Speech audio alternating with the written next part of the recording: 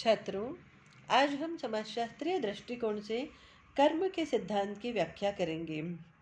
व्यक्ति के जीवन में कर्म का सिद्धांत अत्यधिक महत्वपूर्ण है, क्योंकि व्यक्ति अपने कर्मों के आधार पर ही फल प्राप्त करता है। अतः मनुष्य जो कुछ कर्म मन, वाणी या शरीर से करता है, उसके अनुसार ही उसका फल उसको प्राप्त होता है। अर्थात बुरे कर्मों का फल व्यक्ति को अवश्य मिलता है। अतः व्यक्ति स्वयं के किए हुए कर्मों का कभी त्याग नहीं कर सकता।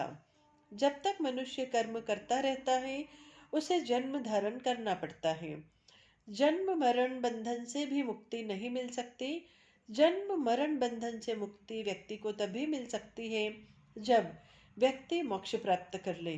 मोक्ष की स्थिति में व्यक्ति तभी पहुंच सकता है जब वह निष्काम कर्म करते हुए फल की इच्छा न करे, स्वधर्म पालन करे तथा मन वचन एवं शरीर के सत्कर्म करे।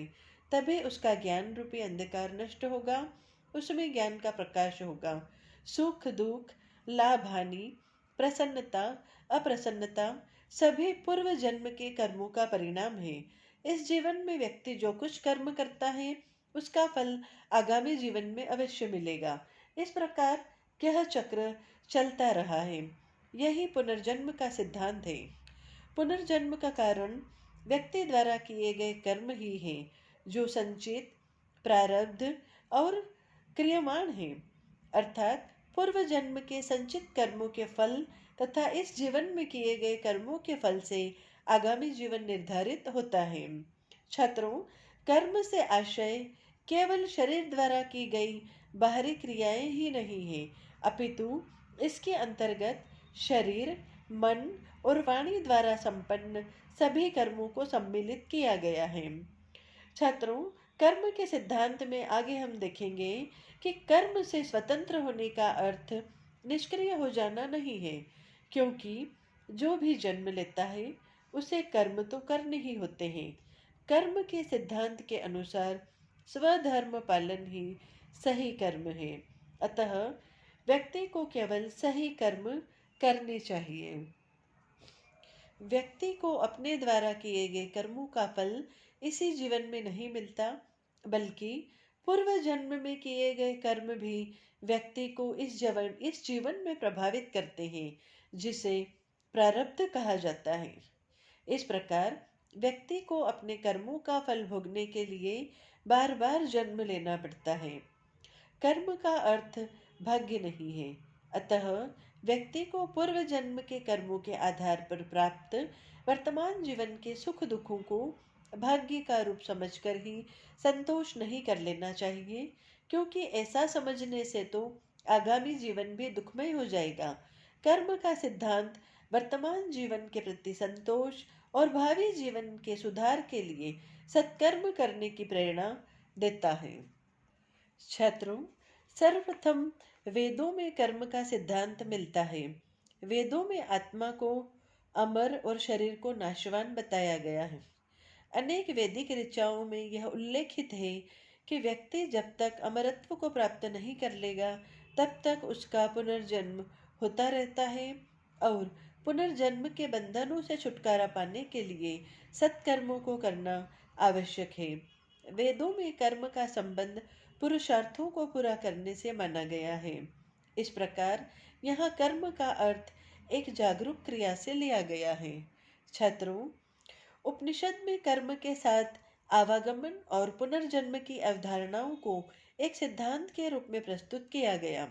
इसमें बताया गया कि व्यक्ति को उसके कर्मों के अनुसार परलोक में सुख और दुख मिलता है, और इन्हीं कर्मों के अनुसार उसे संसार में पुनः जन्म लेना पड़ता है।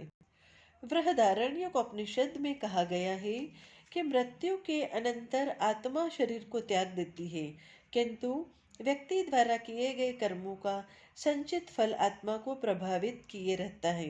व्यक्ति द्वारा किए गए कर्मों के फल के अनुसार यह आत्मा ही व्यक्ति के पुनर्जन्म के स्वरूप का निर्धारण करती है। इस तरह व्यक्ति के कर्मों के अनुसार आत्मा पुनः पुनः जन्म लेती है। छात्रों, कठोपनिषद में इसे और अधिक स्पष्ट किया गया है। इसमें कहा गया है कि अपने कर्म और ज्ञान के अनुसार आत्मा निश्चल योनि अर्थात पेड़ पौधों तक के रूप में भी जन्म ले सकती है। छांदोग्योपनिषद के अनुसार इच्छा रहित यज्ञों का निर्वाह करने वाले एवं ज्ञान तृप्त व्यक्तियों को आवागमन के चक्र से मुक्ति मिल जाती है। इस प्रकार उपनिषदों में कर्म फल और पुनर्जन्म की व्याख्या के साथ पुनर्जन्म से छुटकारा पाने की धारणा को भी स्पष्ट किया गया है। महाभारत में पूर्व जन्म के कर्मों को ही व्यक्ति के स्वभाव, जीवन की सुविधाओं और सामाजिक स्थिति को निर्धारण करने वाला माना गया है। कर्म ही व्यक्ति की वर्तमान योनि को निर्धारित करते हैं। व्यक्ति को जीवन में सुख अथवा दुख मिलेगा, यह प्रारब्ध अर्थात पूर्व जन्म के कर्मों का ही परिणाम है। महाभारत के वन पर्व में कहा गया है कि पूर्व जन्म में किए गए कर्मों का फल इस जीवन में अवश्य भोगना पड़ता है। कर्म के सिद्धांत से अनभिज्ञ व्यक्ति यह नहीं जानते हैं कि उनके दुख उनके ही अशुभ कर्मों का परिणाम है। महाभारत के कर्म संबंधी यह अवधारणा उच्च और निम्न स्थिति का स्पष्टीकरण भी प्रस्तुत करती है। महाभारत के अनुसार व्यक्ति को स्वधर्म पालन करने से और सब प्रकार की वासनाओं से रहित होने पर जन्म बंधन से मुक्ति मिल जाती है। वह कर्मफल से छुटकारा प्राप्त करके मोक्ष प्राप्त कर सकता है।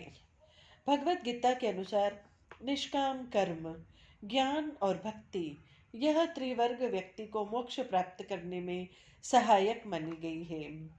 श्रीमद् भगवत गीता में कर्म के सिद्धांत की पूर्ण वैज्ञानिक विवेचना की गई है। गीता में व्यक्ति के वर्तमान जीवन के कर्मों को बड़ा महत्व दिया गया है कि वह जैसा इस समय कर रहा है, भावी जीवन में उसे वैसा ही फल मिलेगा। कुरुक्षेत्र के युद्ध में जब अर्जुन युद्ध से पीछे हटना चाह रहे हैं, तो कृष्ण भगवान उसको कर्म का महत्व बताते हुए कहते हैं कि कर्मण्येवाधिकारस्ते माँ फलेषु कदाचन, अर्थात तुम कर्म करो, फल की आशा मत करो।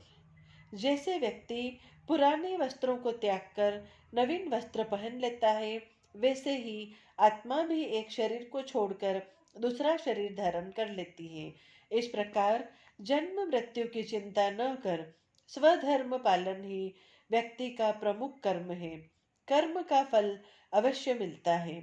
यदि एक जन्म में कर्म का फल नहीं मिल पाता, तो दूसरे जन्म में उसकी सिद्धि अवश्य हो जाएगी। अतः व्यक्ति को कर्म पर आस्था रखनी चाहिए। गीता में कर्म, अकर्म और विकर्म 3 धारणाएं बताई गई हैं। कर्म तो प्रत्येक व्यक्ति के लिए स्वाभाविक है।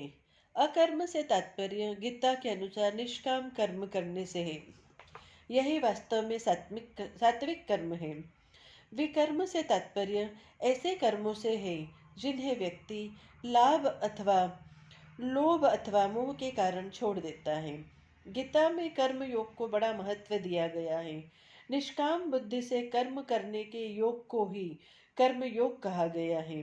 श्री कृष्ण अर्जुन को यही उपदेश देते हैं कि अपने कर्म के अनुसार नियमित कर्म करो, क्योंकि कर्म न करने की अपेक्षा कर्म करना कहीं अधिक अच्छा है।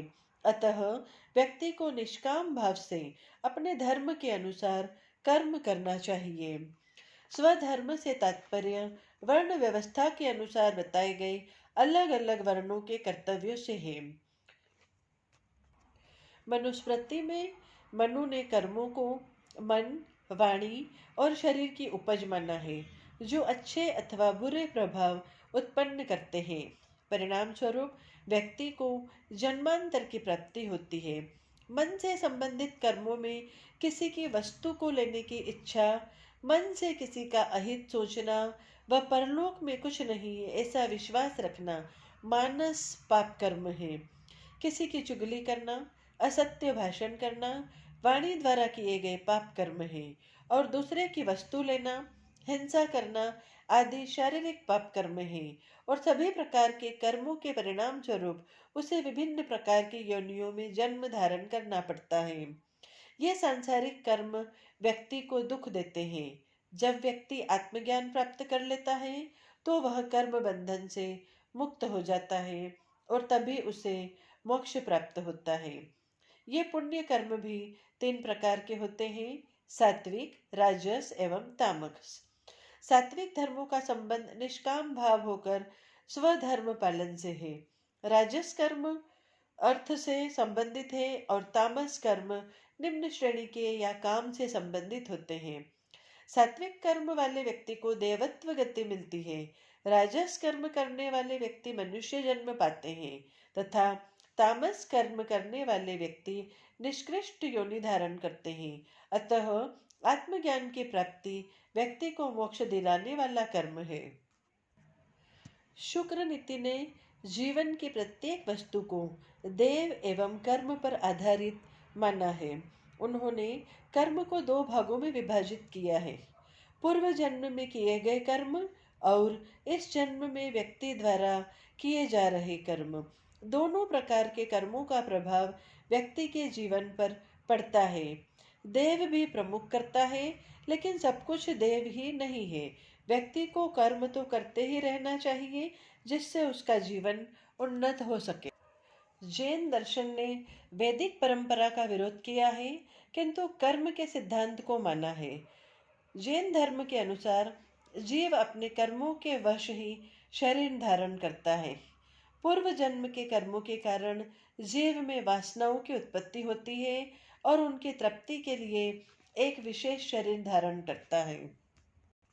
बौद्ध दर्शन भी वर्तमान जीवन को पूर्व जीवन के कर्मों का फल ही मानता है और बौद्ध दर्शन के अनुसार वर्तमान जीवन के कर्मों का भावी जीवन के साथ वही संबंध है जो पूर्ववर्ती जीवन के कर्मों का वर्तमान जीवन के साथ है।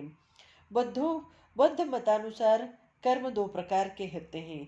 एक कर्म तो राग, द्वेष, मोह आदि के कारण होते हैं, जिनके कारण व्यक्ति को जन्म ग्रहण करना पड़ता है, क्योंकि वे विषयों के प्रति आसक्ति पैदा करते हैं। दूसरे प्रकार के कर्म अनासक्त भाव से संसार को मिथ्या समझकर किए जाते हैं, जिनमें राग, द्वेष, मोह आदि नहीं होते, अतः पुनर्जन्म भी नहीं होता। वेदांत कर्म को अत्यधिक महत्व देते हैं। उनके अनुसार कर्म 3 प्रकार के होते हैं: संचित कर्म अर्थात पूर्व काल के कर्म, प्रारब्ध कर्म अर्थात पूर्व काल के वे कर्म जिनका फल भोगा जा रहा है, और क्रियमाण कर्म अर्थात वे कर्म जो इस जीवन में जमा हो रहे हैं। संचित कर्म का क्षय और क्रियमाण कर्म का निवारण होकर व्यक्ति पुनर्जन्म के बंधन से छुटकारा पा लेता है, किंतु प्रारब्ध कर्म का निवारण नहीं हो सकता, क्योंकि यह शरीर प्रारब्ध कर्मों का ही फल है और जब प्रारब्ध कर्म की समाप्ति हो जाती है तो यह शरीर भी समाप्त हो जाता है। इस तरह कर्म का महत्व मनुष्य जीवन में अत्यधिक है। स्मृतियों में भी इस बात पर जोर दिया गया है कि मनुष्य के अच्छे बुरे कर्मों के आधार पर ही उसे पुनर्जन्म मिलता है। अतः व्यक्ति को सत्कार्य करने चाहिए, बिना किसी को कष्ट पहुंचाए स्वधर्म का आचरण करना चाहिए, सबके प्रति सद्भाव रखने चाहिए। ज्ञान सभी क्रियाओं में श्रेष्ठ है, क्योंकि इसी ज्ञान के द्वारा जन्म मरण के बंधन से मुक्ति मिल सकती है।